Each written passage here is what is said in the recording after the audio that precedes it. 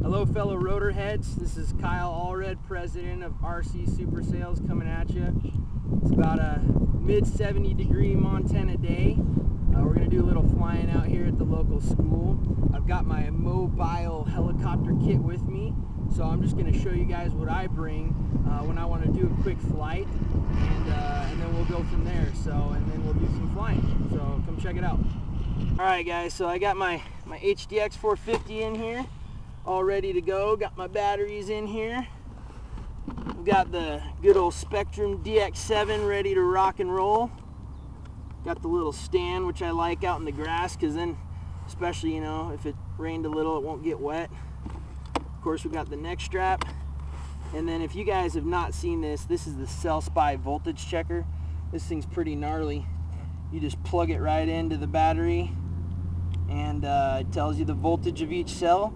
So I always like to check the voltage before I fly, make sure the voltage is good to go, and they're all good. We're at 415, so we're ready to rock and roll. So I'm going to be flying the Hyperion 2100 milliamp 3S LiPo first. I like these LiPos a lot. Those are the best LiPos I've flown so far. So we'll bust out the heli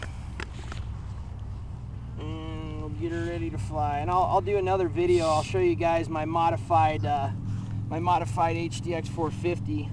It's got a T-Rex 450 canopy, but it is the HDX 450 V3. But real quick, I'll just tell you what I have on it. I've actually got the Outrage G5 boom, so I've got the extended tail boom, and I'm running 350 millimeter blades. The Outrage, the G5 paddles, which I really like these. Gives it really nice flip and roll rate. Running all Hyperion servo. No, actually these are the Hi-Techs. I'm sorry, these are the Hi-Tech 65s, the carbonite gear. And then I've got a DS12, the Hyperion DS12 GCP tail servo. We're running the Logitech 2100T. We're running the cheap motor that I sell. This motor is friggin' awesome. $19.99. I don't even know how many flights I have on it. So many flights, and it just keeps on rocking. Got the Castle Creations 35 amp ESC. And I've actually got a 5 amp BEC on it. This is actually a little overkill. This is actually made for a 600 class helicopter, but this is the only one I had in stock at the time when I was putting it together, so oh well, it works. Got the K&B tail blades on it, and yeah, so it's definitely not a stock 450. It's this, you know, it's got the 350 millimeter blades, so I really like it. So we'll do some flying and we'll see how it goes. Alright guys, so I'm going to show you a little bit what I do before each flight, a little pre-flight, you know, and because I am a full-scale pilot, you know, in the back of my mind, safety is always, you know, the first and foremost thing that you have to take into consideration when you're flying. You know, yeah, it's fun to fly, you know, we all have a lot of fun flying, but, you know, first and foremost is our safety, the safety of those around us. And so if our gear is not in good shape, then, you know, that's a hazard. And so you want to make sure that, you know, you maybe take, and you can develop your own pre-flight checklist or whatever. I don't really use a specific checklist, but there's just certain things I do before every flight. So the first thing I do is I always check all my ball links. So I just give them all a nice little, you know, just give them all a nice little tug, make sure they're all, you know, tight and not loose. And I actually just changed some because they were getting a little loose. And then I just kind of inspect them a little bit. And I make sure that, you know, there's no cracks that I can see on them or anything. You know, make sure all the links are good, nice and tight. You know, you don't want a bunch of slop. If you feel a lot of slop on those, don't fly with it, guys. Just go ahead and replace it. You know, it might be a good idea to carry, you know, some extra ball links when you're flying anyways. Most of us do. You know, I just check the head, make sure the rotor head's nice and good. Check my, I always check the blades, make sure that the threads, the same amount of threads is always showing on the bolts here.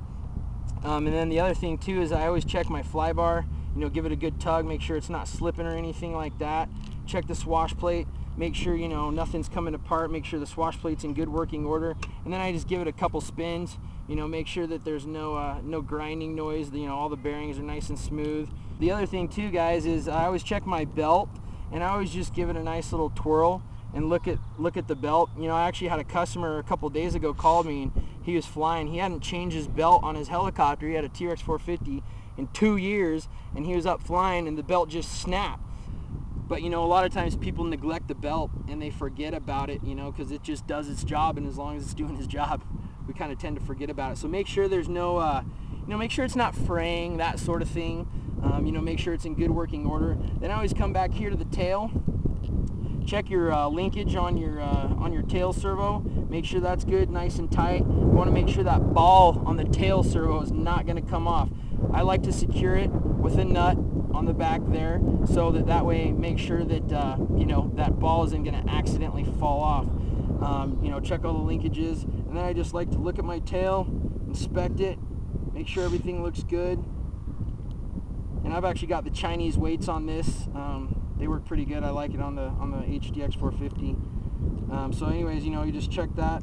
Oh, the other thing I forgot to mention, guys, one thing I do with all my ball links, I actually take super glue. Once I get the whole helicopter good, you know, all the links are ready to go, I go ahead and take a drop of super glue and I put it right here on the rods and on the links, and I just let that sit so that I make sure all my links are not going to come undone. You know, it's kind of like Loctite for the ball links. And the reason why I do that actually is because I was flying one time and one of these came off, and luckily I was only a couple feet in the ground, off the ground, so it was, you know, it was a nice easy crash. It didn't really do any damage. But so after that, I've always made sure and do that. So that's a good little tip. You know, I'd recommend putting super glue once you get them all adjusted to where you need. That's about it as far as checking the helicopter out. I can't think of anything else off the top of my head. Oh yeah, I always check my tail servo mount. You know, make sure that it's nice and tight. Make sure that, you know, the screws aren't backing out. Make sure that, you know, the Loctite's in there, all that. And, you know, for those of you who do not, I know most of us use Loctite, but just remember, Loctite anything that's going into metal. You always want to make sure and just, you know, put that Loctite on. You don't need a lot. I remember when I first started building, I'd smother on the Loctite and it'd be all over the place, and when I'd go to take out the bolts, it would just strip them because there was so much Loctite. So you don't need a lot. You just need a tiny little drop on the end and just put it in there and you're good to go. But yeah, that's about all I can think of as far as you know, the pre-flight goes with the mechanical portion. All right, guys, the other thing I do, so before I plug in my battery, always turn on the radio, make sure, or the transmitter, make sure you're on the right helicopter. The nice thing about the Spectrum system is if you're not going to be able to control it. So that's definitely nice, and I've actually done that a couple times, so I really like that about the Spectrum, you know. But anyways, I still just always make sure you check, make sure, you know, your timer's set. I'm going to fly 5.5 minutes, and just make sure everything's good, your trims haven't been touched, that sort of thing. So and then when I'm going to go ahead and strap on the battery here, I like to use one of these little straps here, just that way make sure that there's no chance of this battery flying out of here. Well, there's always a chance, but this lessens the chance. So anyways, get that all strapped in, make sure your wires on your motor are good to go, everything's good there. So what I do is I go ahead and flip my throttle hold on, so that way you make sure when you plug it in there's no chance that this thing can spin up. Make sure you're in normal mode. You do not want to be in idle up mode. Make sure all your switches are where you want to be. I'm not going to fly in my dual rate, so I got those off. I've got it in the heading hold mode, you know, on my gear switch. That's rate mode, that's heading hold, so I'm good there. Everything's good to go. So I like to set my transmitter on the ground. That way I can't bump it when I'm you know, plugging everything in. I've seen guys that have them hanging here. I would not recommend ever having your transmitter hanging, because you just never know. I mean, you could accidentally hit a switch, and you definitely don't want this thing taking off on you. So I recommend, you know, setting it on the ground. See, there I go, I just bumped something. Set it on the ground, and then plug in your LiPo. So we'll go ahead and get her plugged in. Let it initialize. Okay, she's ready to go. Go ahead and strap the canopy up here. All right, so we're ready to fly. Make sure your blades are straight. Make sure your main blades are as straight as they can be. I run mine really tight. I just like mine really tight. So some guys run them a little looser. I do not.